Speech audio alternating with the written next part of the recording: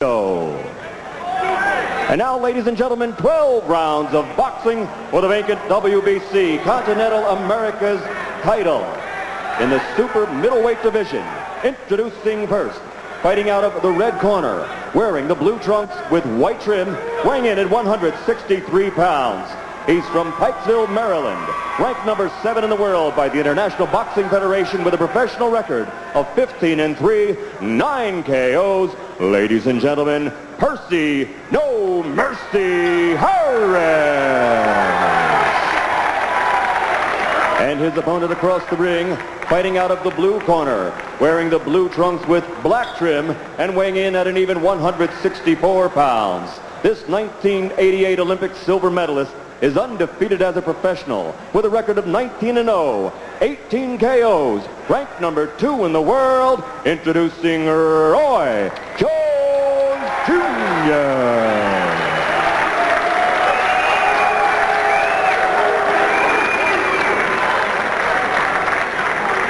Okay, gentlemen, you received your instructions prior to coming into the ring. Therefore, I expect a clean, professional fight. Is that clearly understood? Okay, touch gloves, go back to your opponent. The question here, Jim, is whether Jones is going to try to outbox this much taller opponent, or is he going to try to put some hurt on him quick and discombobulate him? No, take the towel down. Roy Jones indicated yesterday in speaking to us that he would like to box. He has gotten impatient in some of his earlier bouts when trying to get people out of there with punching power. Round 1 begins, and the excitement at ringside is about Roy Jones stepping into a bigger arena of exposure than has been the case before. He opens with a left hook. Jim, the one thing I don't like about Percy Harris, and there he's down already.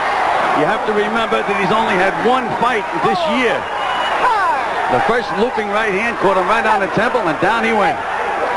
An almost casually thrown right hand lead by Jones, and Harris appeared never to see it coming. Percy Harris now tries to punch a little bit, starting with the jab. He's been on the floor already as a result of an easy right hand lead. I think Jones might have wobbled him a little bit earlier with the left hook to set up that right hand lead, Gil. No, I thought he blocked that punch, Jim. So it's a one-punch knockdown in effect. Well, now, let's see if Jones goes right hand crazy. A lot of young kids with his experience would start really winging that right hand, which is the wrong thing to do. Well, he drops the left hand early, that's for sure. Both hands down around the waist now as Jones appears to fear nothing from Harris. But he's still moving and boxing rather than storming in and trying to finish the thing right away. You can see the quick hand speed of Roy Jones. I mean, he is dangerous. He has been compared to Ray Leonard for the speed of his combinations and his ability to throw punches in bunches. Jones going to the body. Percy Harris motioning Jones to come on in, saying, "Bring it to me. I don't fear what you've got," but Harris is in serious trouble again. And Jones, aping Ray Leonard, throws his gloves in the air before trying to pound Harris back to the canvas. Still a minute and 10 to go in the round. Plenty of time if Roy can set up the finish. Jim, I saw Percy Harris give Lamar Parks all kinds of trouble. And he's a solid puncher. We're really seeing something tonight in Roy Jones. 5, 6, 7, And we ought to remind everyone that this is the best fighter, really, that Jones has ever fought. It's a step up in class, and he's really proving a point here. Well, Harris is totally on Queer Street, now tries to punch his way out of trouble. He hasn't yet tried to grab Jones and wrap him up. And Roy, winging punches now a little bit. Obviously, he's in no danger as Harris can't throw a competent punch. Harris is lucky he's standing right now. Yeah, it's unbelievable. Is he on wobbly legs? You think with his experience he'd grab Jones and walk him around the ring to kill the clock. And Jones is looking to land that one big bomb right now. Harris's corner screaming at him to grab Jones and wrap him up. Harris either doesn't hear them or doesn't understand them. He's going to make it out of round 1, however. Don't be so sure.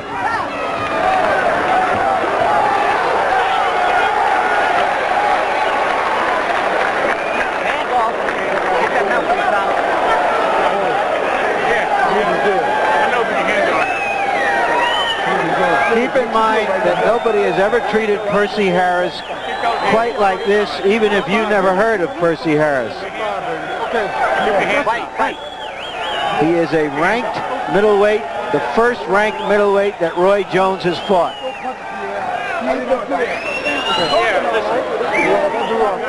Gil talked about his hand speed. Just watch this. Against an experienced, tall fighter. Before Harris could even react with anything, the punch was there. This is the second knockdown, and against a very wobbly Harris. Looks like one of those sailboats without a rudder, but he did survive. Jones threw 70 punches in round 1 and landed 31 of them. Harris landed 2 of 25 attempted blows, and he didn't even try to throw a punch prior to having already been put on the canvas once by Roy Jones. I don't think Harris threw a punch with bad intentions in the entire round. Oh, no. But he didn't begin to throw him until he was already loopy, Gil. And, you know, speaking of loopy, we mentioned that Roy Jones thought that he might have trouble with a taller opponent. So way to fight a taller guy is to loop your punches a little bit, which is exactly what he did through that looping right hand. So it isn't necessarily bad for Roy to be winging his shots and looping them a little bit tonight. It's a little dangerous, Jim. If you get caught in the middle of leading with one of those right hands, then you can go yourself. But right now, Harris is not really fighting offensively at all. Another solid left hook, and again, Harris is lucky to be standing up on stiff legs. Jones is showing some patience here, Gil. Well, we may be seeing the star of the future. A right to the body and a left hook. Percy Harris taking a lot of punishment early in the fight. He made it into the 10th round with the very hard punching Lamar Parks. And he has a win over Thomas Tate, who gave Julian Jackson all he could handle. Jones slowing down a little bit now, looking to go to the body. Give Harris credit. Here he is. He's still coming at Jones, Gil. Certainly is, but he should be coming behind the jab and throwing something, Larry. He has to make Jones respect him. Jones is winging those punches because he can do just about anything he wants in there. Jones missing with right hands as he tries to set up a finishing blow.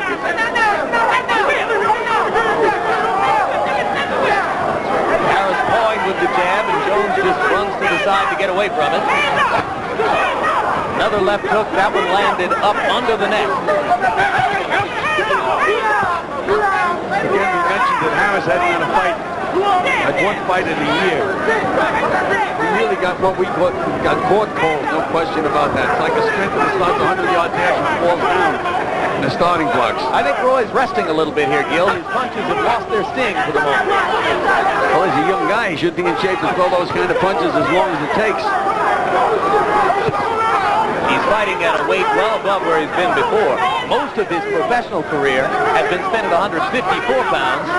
He only recently moved up to 160, and tonight he's in there at 164. Oh, the left hook landed solidly, and now there's blood coming out of Harris's mouth, and down he goes again. The third knockdown of the bout as round 2 comes toward a close. 6, 7, 8. Walk towards me. You okay? This is true grit against true class. And Harris began to go to Jones's corner before referee Tony Orlando straightened him out and brought him back to his own people. And I think they'll take a good look at him between rounds. Yeah, there's a doctor coming in to take a look at him. You all right? You gotta keep your hands up, son. Well, I didn't know what cardio was going through first. Well, shake your tongue out, okay? All right.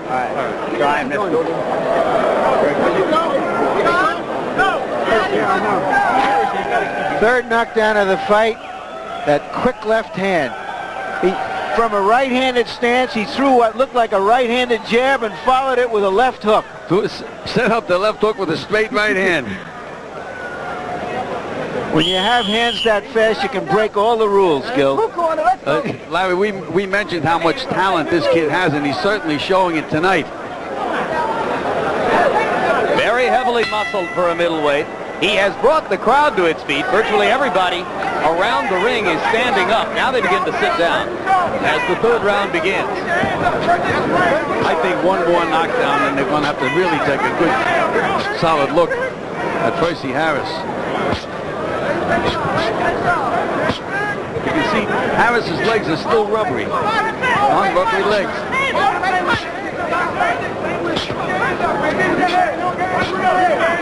Jones missing a series of jabs, not really committing to the punch. Looks like he's looking to land something else. Probably wants to bring the right hand over the top. His eyes are fixed at the middle of Harris's body. And Harris is really not offering any offensive opposition at all. He's not giving Jones anything to worry about. Straight right hand landed for Jones, but it was not the kind of crushing power blow that has produced the earlier knockouts, or knockdowns, I should say.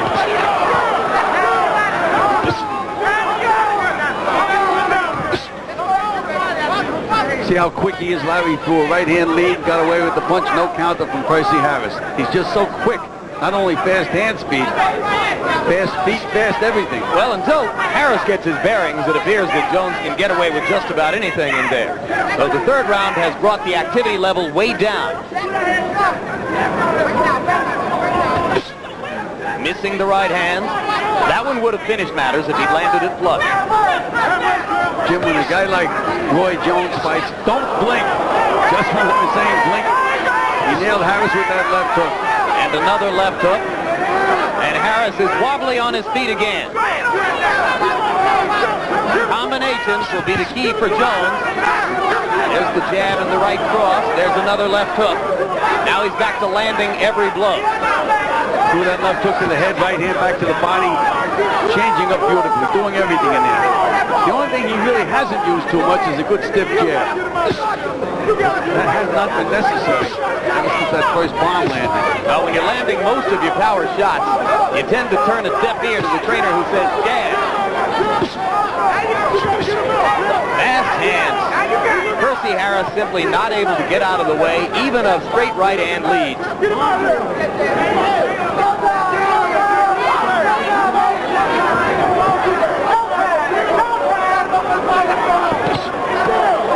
Jones is bringing his punches from down around his waist.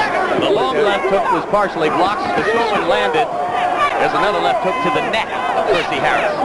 Low blow by Harris. Tony Orlando was behind Jones, didn't see the punch. Harris is going to make it out of round three without a knockdown, it appears. So for the first time in the bout, Percy Harris stays upright for 3 full minutes against the brilliant young phenom Roy Jones. Jones appears to be having more trouble with his trunks than with his opponent so far. He ain't gonna go from head to the shots to the head. See how much punishment he taking? Where we got to go? Okay. I wanted this round. I want you to soften that body up. You can take a shot to the head, baby, okay? Okay? Okay, rest this out there. Let's follow it. Come back up, man. I gotta get that face. All right, let me get that face.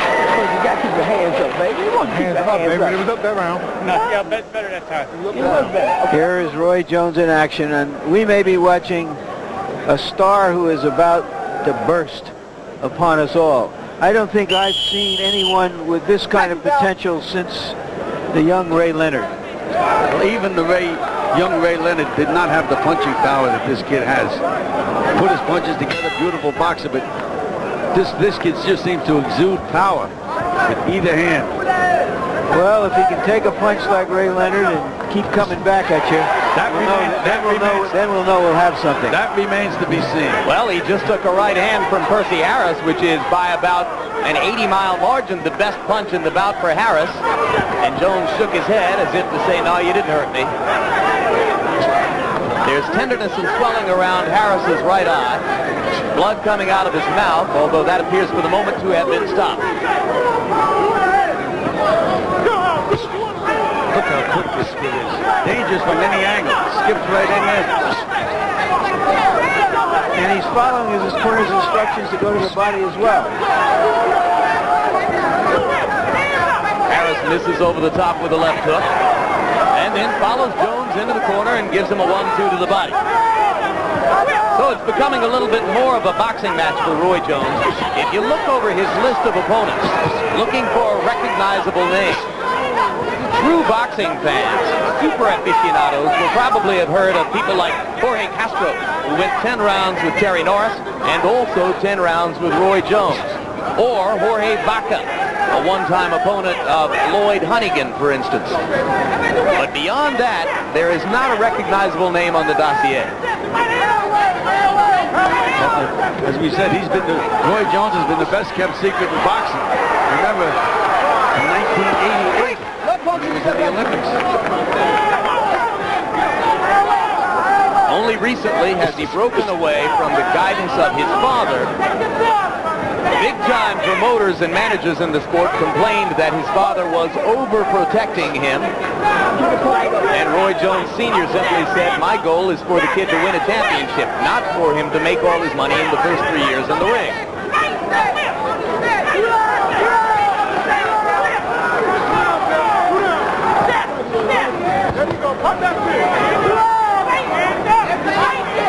Well, Harris has lived to fight another round, and he's doing all right here. Left hook landed on Harris's chin, but it's not as powerful as the earlier left hook and right cross bombs that Jones has been throwing. That one wobbled Harris just a little bit. If there's any weakness at all, Gil, he doesn't look to me as though he commits to the jab very often. He could make it more effective. Right, he just doesn't set guys up with that left hand, but with the power he has and the speed. And he's been so effective, I guess he feels he doesn't have to throw a snappy left jab. Wobbled Harris again with a left hook there. Left and a right as he backs up and moves away from Harris. Another right cross. Harris in trouble again. Can Harris make it out of round 4? Not without going down.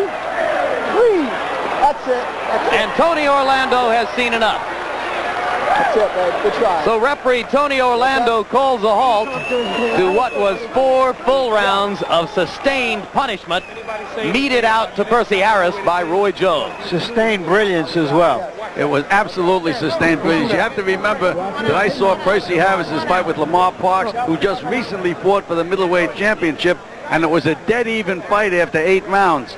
This kid is just so far superior skill-wise to anything I've seen in quite some time. You didn't expect this to be a wipeout, Gil. Absolutely not. Harris has been in again. He beat Thomas Tate, who just fought Julian Jackson for the championship in a very close fight, but he just seems to be head and shoulders above all the rest of these guys. And he may have the kind of quickness that we may not find out whether he can take a punch for a few years. Well, we'll be able to compare Jones's performance with later appearances this evening by Iran Barkley and James Toney. Here now, another look at Jones putting Percy Harris away. Did you see those 3 left hooks after he landed that right hand? It's unbelievable. That indeed was the clincher. Tripling up on the left hook at short range. Here you go. There's that right hand. 1, 2, 3 left hooks, 4 left hooks. I counted wrong the first time. It's a lot of punches to throw in a short period of time for a guy weighing 164 pounds. The word is brilliant, Jim. Brilliant. So we're looking at a potential all-time great, right? Well, all-time great is a little bit in the distance. I mean, but right now he looks that way. Let's go up to ring announcer Michael Buffer for the official particulars. Ladies and gentlemen, the official time comes at the end of the 4th round. The winner by knockout victory. And now his record, 20-0, 19 KOs, and he owns the WBC Continental America Super Middleweight Championship. Ladies and gentlemen, Roy Jones Jr.